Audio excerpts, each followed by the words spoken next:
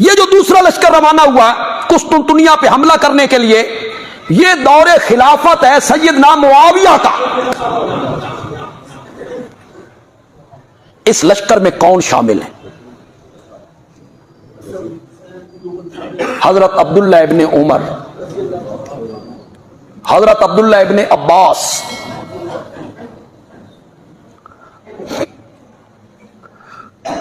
बड़े बड़े सहाबा। क्यों आए? इस लश्कर के लिए मेरे आका ने क्या दिया है? ये बख्शा बख्शाया है। उनमें आए हैं मेरे नबी का मदीने में पहला मेजबान हजरत अबू अयूब अंसारी। उम्र है 80 साल। कितनी? 80 साल। वो आए हजरत अबू अयूब अंसारी यजीद को कहते हैं, मैं तुम्हें अपने आका का एक फरमान ना सुनाऊं जो मैंने किसी को नहीं सुनाया, और तुम ये फरमान आगे पहुंचा देना कि सुनाइए।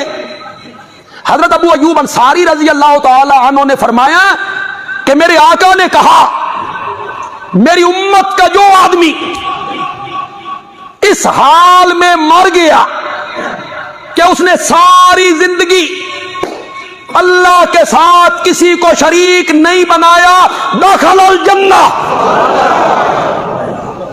वो कहां जाएगा? ये हजरत अबू अयूब अंसारी ने आखिरी वसीयतें करते हुए यजीद से बातें की। अल बिदाया वन निहाया उसकी 8वीं जिल्द है। वह औसा इलैये अबू अयूब, फिर वो फौत हो गए। फसल्ला अलैये यजीद इब्न मुआविया, और अबू अयूब अंसारी की नमाज जनाजा भी मुआविया के बेटे यजीद ने पढ़ाई थी। ये तो चंद बातें मैंने आपको बताई। कोई जरूरी नहीं कि आप मेरी बात को तस्लीम भी करें और कहें नहीं भाई इन मनना ही मनना। कोई तहकीक करें, इसकी तहकीक करें आप। हमने जो तहकीक की हमने आपके सामने रखी। जो तुम कहते हो हमारा दिल नहीं मानता, जानी शराबी कबूतरबाज बहना दे नाल निकाह करना ला इन्ना लिल्लाहि व इन्ना इलैहि, हमारा दिल नहीं मानता। वो जो कुस्तुनतुनिया की फसील थी ना, उसके नीचे जाके हजरत अबू अयूब अंसारी को दफन किया गया। आज भी उनका मज़ार वहां है। जो लोग तुर्की गए, इस्तांबुल, आजकल कुस्तुनतुनिया क्या कहलाता है? इस्तांबुल। जो लोग गए तुर्की इस्तांबुल, वो हजरत अबू अयूब अंसारी के कब्र पे, मज़ार पे लोग जाते हैं। आज भी कब्र वहां है और उस पर ये सारी रोएदाद लिखी हुई है। उनके सिराने ये सारी रोएदाद लिखी हुई है। ये जब दफन करने लगे तो कले के ऊपर से, फसील के ऊपर से जो उनका सालार था, उसने आवाज लगा, क्या कर रहे हो? यजीद ने कहा, हादा रजुलन, ये जिस शख्स को हम यहां दफन कर रहे हैं ये हमारे नबी का अजीम सहाबी है। उनका इंतकाल हो गया, उनकी नसीहत थी, वसीयत थी, हम उनको दफन कर रहे हैं। उसने कहा तुम दफन करके चले जाओगे, हम इसकी लाश को निकाल लेंगे, कब्र से बाहर फेंक देंगे। ये होता ऐसा वैसा। कहता जो करो तुम्हारी मर्जी है, असी तो फिर दफन करना सी, करके टुर जाना, तुम कब्र उखाड़ो या जो कुछ करो। नहीं, अपने हुक्मरानों को जरा देखो और फिर उसको देखो। उसके जवाब में उसने कहा, कुस्तुनतुनिया वालों, ये मेरे नबी का अजीम सहाबी है, मैं यहां दफन करके जा रहा हूं। अगर इसकी कब्र को कोई नुकसान पहुंचा, मैं अरब के अंदर किसी ईसाई को जिंदा नहीं छोड़ूंगा, मैं कोई कलीसा नहीं रहने दूंगा, मैं तुम्हारी इबादत गाह कोई नहीं रहने दूंगा अगर तुमने इसकी कब्र को नुकसान पहुंचाया तो।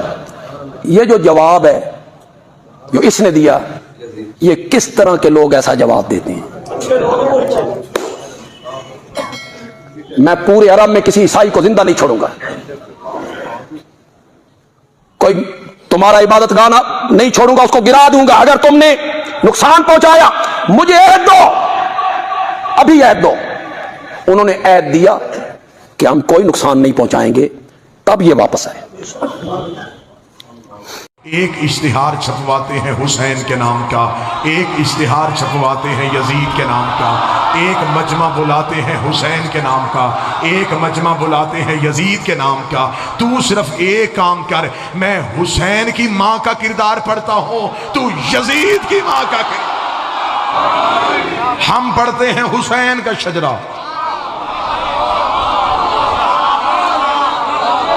तू हमें सुना यजीद का शजरा। बात हुई है अब तेरी तरफ से शुरू, इंतहा अब हम करेंगे। अब तुझे बताना पड़ेगा जिसका तूने दिफा करने की कोशिश की। खुल के आ, यजीद का दिफा करना है, फिर पूरे दिन का मुसलमान बन। छुप छुप के यजीद का दिफा कैसा, फिर पढ़ यजीद का किरदार पढ़। आ हमारी आंखों के सामने हम पढ़ते हैं हुसैन का शजरा, तू बता यजीद का शजरा। हुसैन 3 शबान को मदीने में बतूल के घर कुरान बन के नाज़िल हुआ। यजीद शाम और हमस के दरमियानी इलाका तुदमर में हाकिम शाम के घर अजाब बन के नाज़िल हुआ।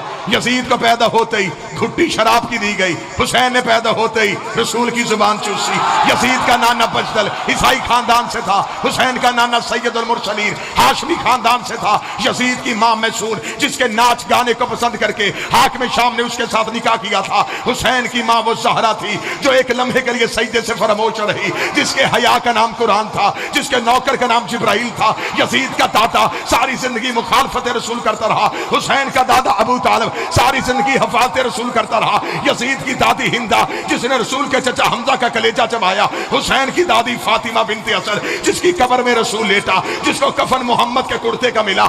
यजीद का एक ही भाई था जो पागल होकर मर गया। हुसैन का भाई हसन मसनद इमामत का ताजदार बन गया। यजीद का शजरा खबीसा था, हुसैन का शजरा तैयबा था। यजीद फासिक था, मेरा हुसैन रोजेदार था। यजीद फाजर था, हुसैन नमाजी था। इसलिए 26 रजब को वलीद के दरबार में खड़े होके हुसैन ने यह जुमला कहा था, और वलीद लिख यजीद से, मैं तेरी बैयत करूं तो करूं कैसे, मेरे बाबे जैसा तेरा बाबा नहीं, मेरे दादे जैसा तेरा दादा नहीं, मेरी माँ जैसी तेरी माँ नहीं, तुझ जैसा मैं नहीं, मुझ जैसा तू नहीं। अपने लाखों लेके तू आ, अपने 72 लेके मैं आता हूं। क़यामत तक के लिए हर हलाल ज़ादे को ये कहने पे मजबूर करूंगा, हुसैन जिंदाबाद है, यजीद मुर्दा। बात शुरू की है तूने, जवाब हम देंगे। तेरे सारे मुफ्ती हैं, हमारे सारे कीमती हैं। अब खुलेगी हुसैन के कत्ल की फाइल, अब हम जाएंगे कातिल के घर तक।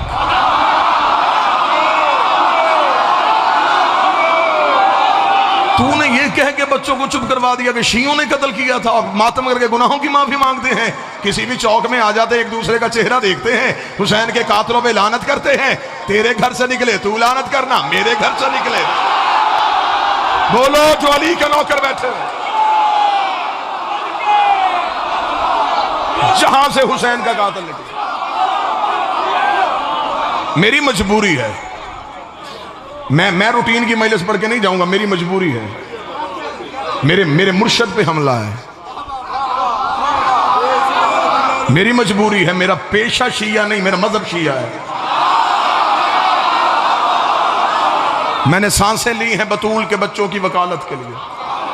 अब खुलेगी हुसैन के कत्ल की फाइल, अब हम जाएंगे आखिर तक। चलें, आए, बड़े मोहब्बत बड़ी शाइस्तगी के साथ आए, हम आप पे सवाल करते हैं। आपने कहा कि यजीद का कोई कसूर नहीं था, चल ठीक, तू निकाल यजीद। अब मैं तुझ पे सवाल करता हूं, मुझे सिर्फ इतना बता, हुसैन का कत्ल हुआ क्यों था?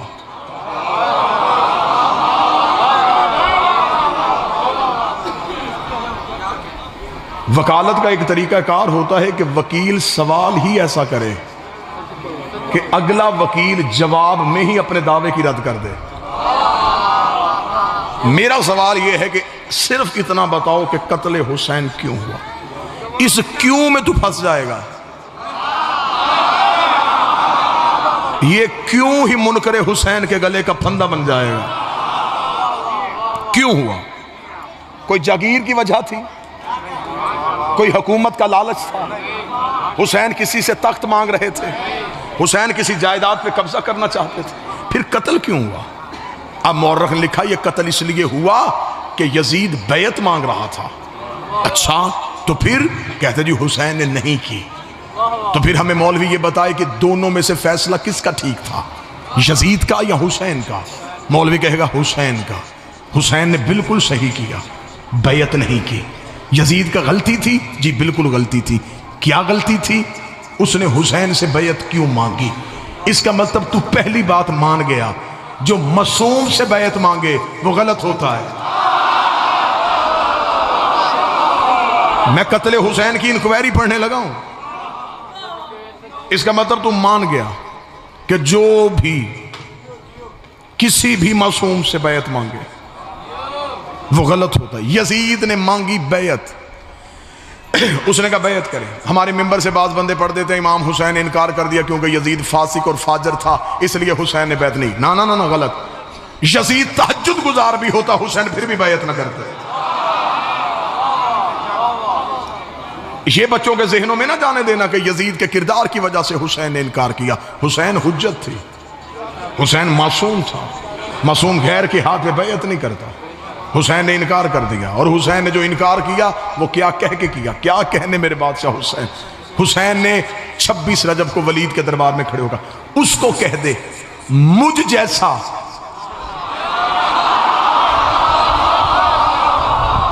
मैं कत्ले हुसैन की इंक्वायरी पढ़ूंगा, थोड़ा ज़हनी तौर पे जाके बैठना। मुझ जैसा, मुझ जैसा, तुझ जैसे की बैयत नहीं करता। मौला हुसैन आप ये कह दे कि मैं तेरी बैयत नहीं करता, हुसैन मैं अपना आप क्यों बताऊं, मैं तो हर किरदार साफ करूंगा। हुसैन भी अकेला नहीं, हुसैन जैसे भी कई और हैं। यजीद भी अकेला नहीं, यजीद जैसे भी कई और हैं। हुसैन ने कहा मुझ जैसा तुझ जैसे की बैयत नहीं करता। वलीद उसे सिर्फ इतना कह दे अना हुसैन इब्ने अली, मैं अली का बेटा हूं। जब मेरा बाप उस जैसे की नहीं करता, मैं इस जैसे की कैसे? तू सिर्फ कह दे मैं बैयत नहीं करूंगा। अब इमाम हुसैन ने कत्ले हुसैन की इंक्वायरी सुनना। इमाम हुसैन ने इनकार किया, 72 साथियों ने इस इनकार में हुसैन का साथ दिया। बेशक 72 साथियों ने, पूरी मजलिस नहीं पे पढ़ूंगा, 72 साथियों ने हुसैन के इनकार का साथ दिया। 26 रजब को हुसैन ने यह जुर्रत बख्शी, तन्हा खड़ा है मलाउन के दरबार में, और तन्हा हुसैन ने खड़े होकर कहा नहीं करूंगा। यह नहीं दरबार से बाहर निकली। 72 साथियों ने नहीं का साथ दिया, 72 से करोड़ों पे चली गई। आज ये सारी कौम उस नहीं वाली है। 26 रजब को पहली बार हुसैन ने कहा था नहीं करूंगा, वो जुर्रत आज हमारे सीने पे आ गई। आज हमें बंदे कहते मातम छोड़, हम कहते नहीं छोड़ेंगे। जुलूस ना निकालो, नहीं निकालेंगे। वही हुसैन वाली नहीं आज हमारे लहू में शामिल हो गई। इमाम हुसैन अलैहिस्सलाम ने कहा मैं बैयत नहीं करूंगा। 72 साथियों ने हुसैन का साथ दिया। दुनिया के किसी टीवी चैनल पे आना है तो ये हुसैन का मातमी आने के लिए तैयार है। मजहब की किताबें अपनी लेके आ जाना। मुझे 14 की 14 सच्चाइयों की कसम है, जिन 72 ने हुसैन के साथ इनकार में साथ दिया था, मैं उन 72 के नाम बताता हूँ, उनकी वल्दियतें बताता हूँ, उनके कबीले बताता हूँ, उनके शजरे बताता हूँ, उनके हसब बताता हूँ, उनके नसब बताता हूँ, उनके कद बताता हूँ, उनकी उम्रें बताता हूँ, उनकी रंगतें बताता हूँ। मौलवी तू सिर्फ इतना काम कर, जिन लाखों ने यजीद की बैयत की, तू बता वो कौन थे?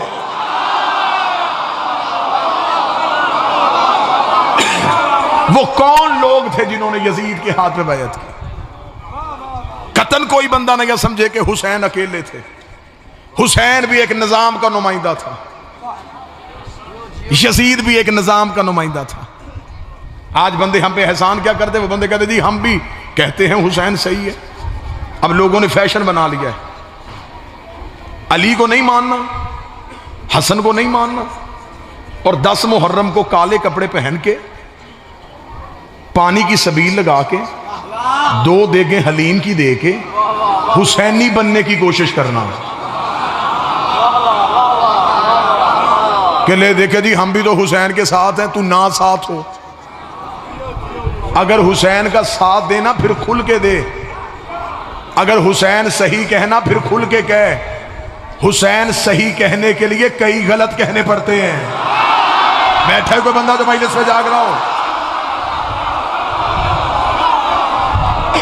सिर्फ हुसैन सही नहीं, हुसैन का पूरा निजाम सही। सिर्फ यजीद गलत नहीं,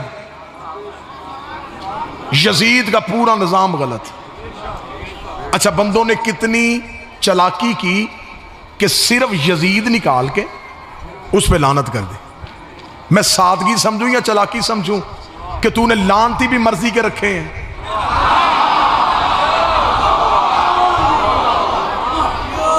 अकेला यजीद निकाला, उस पे लानत कर दी।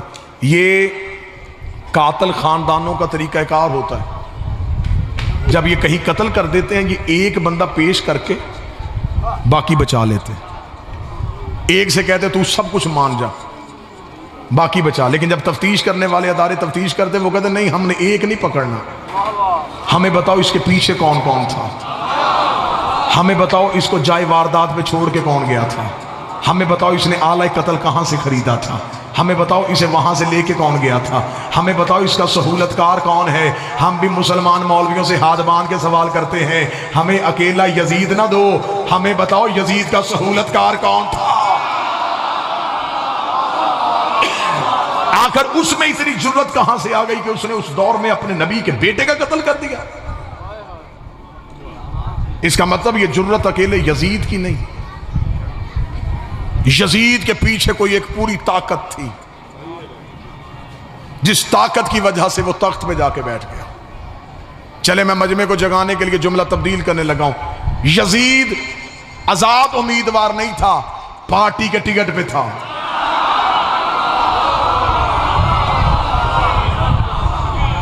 उसे किसी न किसी पार्टी ने अपना नुमाइंदा बनाया था। हमें बताओ कोई यजीद के पीछे वो फिक्र कौन सी थी। मेरी कौम के बच्चे एक लम्हे के लिए ज़हन रखना, हद हो गई, हम तुम्हें कत्ले हुसैन हजम नहीं होने देंगे। तू हमें कातलों को बेनकाब करके देगा। आज तूने सिर्फ यजीद आगे पेश कर दिया। 70 साल जुम्मे के खुतबों में अली को गालियां देते रहे, वो बंदे कौन थे? 70 साल में एक नस्ल, एक लम्हे के लिए जज्बाती नहीं, 70 साल में एक नस्ल परवान चढ़ाई गई। सिर्फ किस वजह से? अली की दुश्मनी उनके दिलों में पैदा की। वो अली के दुश्मन पैदा हुए तो वो कत्ले हुसैन के लिए आए। आज खड़े होकर मौलवी ने कह दिया जी मैं कहता हूं हुसैन सही है, यजीद गलत है। तुझे हुसैन सही कहना है, फिर तुझे खुल के कहना पड़ेगा, फिर तुझे खुल के कहना पड़ेगा कि सिर्फ हुसैन सही नहीं, हुसैन का सारा निज़ाम सही है। तुझे मानना पड़ेगा हुसैन सही था, वोटों से बना हुआ गलत था, हुसैन सही था, कमेटी से बना हुआ गलत था, हुसैन सही था, एक शूरा से बना हुआ गलत था। तुझे आखिर में मानना पड़ेगा सिर्फ गदीर सही था।